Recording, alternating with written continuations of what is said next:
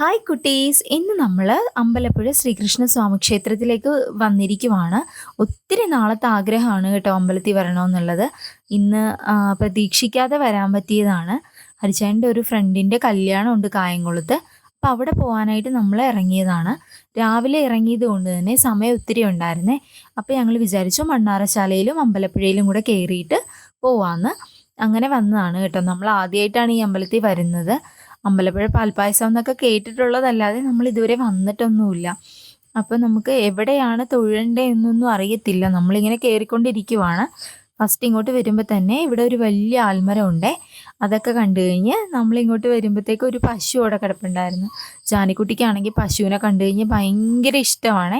അവൾ അതിനെ പിടിക്കാം, അങ്ങോട്ട് പോവാമെന്ന് പറഞ്ഞുകൊണ്ടിരിക്കുന്നു. എനിക്കാണെങ്കിൽ അതിൻ്റെ കൊമ്പ് കണ്ടിട്ട് പേടിയായിട്ട് വയ്യായിരുന്നു. ഞങ്ങൾ കുറച്ച് സമയമല്ല അതിൻ്റെ അടുത്ത് നിന്ന്.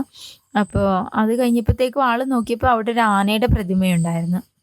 പുള്ളിക്കാരത്തി ഭയങ്കര ആനയുടെ വലിയ ഫാനാണ്. അപ്പോൾ ഞങ്ങൾ പിന്നെ ആനയടുത്തേക്ക് പോയി കുറേ ഫോട്ടോസൊക്കെ അവിടെ നിന്ന് എടുത്തു. അത് കഴിഞ്ഞ് ഞങ്ങൾ അമ്പലത്തിലേക്ക് തൊഴാൻ വേണ്ടി പോയായിരുന്നു. അകത്തൊക്കെ കയറി. ഒത്തിരി തിരക്കും കാര്യങ്ങളൊന്നും ഇല്ലായിരുന്നു. അതുകൊണ്ട് തന്നെ നന്നായിട്ട് തൊഴുതു. ഇട ദിവസം ഒന്നും അല്ലായിരുന്നു, ഞായറാഴ്ചയാണ് ഞങ്ങൾ പോയത്. അപ്പം നല്ലപോലെ തൊഴാനൊക്കെ പറ്റി. തൊഴുത് ഇറങ്ങി. ഒത്തിരി സമയം നിന്നില്ല. എന്താണെന്ന് വെച്ച് കഴിഞ്ഞാൽ കല്യാണത്തിന് പോകേണ്ടത് കൊണ്ട് പിന്നെയും ദൂരം ഉണ്ടായിരുന്നല്ലോ. അപ്പോൾ ഞങ്ങൾ തൊഴുതിട്ട് ഇങ്ങോട്ട് ഇറങ്ങി. അപ്പുറം ഇപ്പുറം സൈഡിലൊക്കെ ആയിട്ട് ഇഷ്ടംപോലെ കടകളൊക്കെ ഉണ്ടായിരുന്നേ.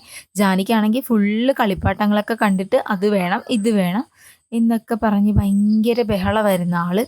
അപ്പോൾ നമ്മൾ പൂവൊക്കെ വാങ്ങിച്ചിട്ടുണ്ടായിരുന്നു കല്യാണത്തിന് പോകാനായിട്ട്. അപ്പോൾ കുത്താനായിട്ട് തലയിൽ സ്ലൈഡ് ഇല്ലാഞ്ഞതുകൊണ്ട് ഞാൻ ജാനുവിൻ്റെ സ്ലൈഡ് എടുത്താണ് കുത്തിയിരുന്നത്. അപ്പോൾ ഇവിടെ അടുത്തുള്ളൊരു കടയിൽ പോയി സ്ലൈഡ് വാങ്ങിച്ചു. അതിനുവേണ്ടി കയറിയതാണേ. 5 രൂപയേ ആയുള്ളൂ. അതൊക്കെ വാങ്ങിച്ചു. അപ്പോൾ ജാനി ഫുൾ ഓട്ടമായിരുന്നു അവിടെ കിടന്നിട്ട്. ദേവൂസായിട്ട് ഓടിക്കളിക്കുമായിരുന്നു. അവിടെ ഇഷ്ടംപോലെ കടകളുണ്ടായിരുന്നു. അവിടെ ഉണ്ടല്ലോ നല്ല ഭംഗിയുള്ള കൃഷ്ണൻ്റെ വിഗ്രഹങ്ങളുണ്ടായിരുന്നു, കളിപ്പാട്ടങ്ങളുണ്ടായിരുന്നു. ജാനൂസിനാണെങ്കിൽ അതൊക്കെ കണ്ടിട്ട് എല്ലാം വേണമായിരുന്നേ. കൃഷ്ണൻ്റെ വിഗ്രഹങ്ങളുടെ അടുത്ത് പോയി ഞങ്ങൾ കുറച്ച് നേരം നോക്കി നിന്നു. നല്ല ഭംഗിയുണ്ടായിരുന്നു. അത് വാങ്ങിക്കണമെന്നുണ്ടായിരുന്നു. നമ്മുടെ വീട്ടിലുണ്ട് ഒരു ചെറിയ കൃഷ്ണൻ്റെ വിഗ്രഹം, അതുകൊണ്ട് നമ്മൾ വാങ്ങിച്ചില്ല. അപ്പോൾ ദേവൂസും ജാനിയും കൂടെ ഫോട്ടോ ഒക്കെ എടുക്കാൻ വേണ്ടി പോസ് ചെയ്ത് അങ്ങനെ കുറച്ച് നേരമൊക്കെ നിന്നു. അത് കഴിഞ്ഞപ്പോഴത്തേക്കും നമ്മൾ ഹരിചേട്ടൻ ചെരുപ്പ് അകത്തായിട്ടിരുന്നത്.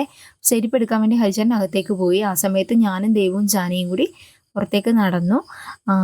അങ്ങനെ നമ്മൾ പോരുവാണ് ഇങ്ങോട്ട്. സമയമായിരുന്നേ കല്യാണത്തിന് പോകാൻ വേണ്ടിയിട്ട്.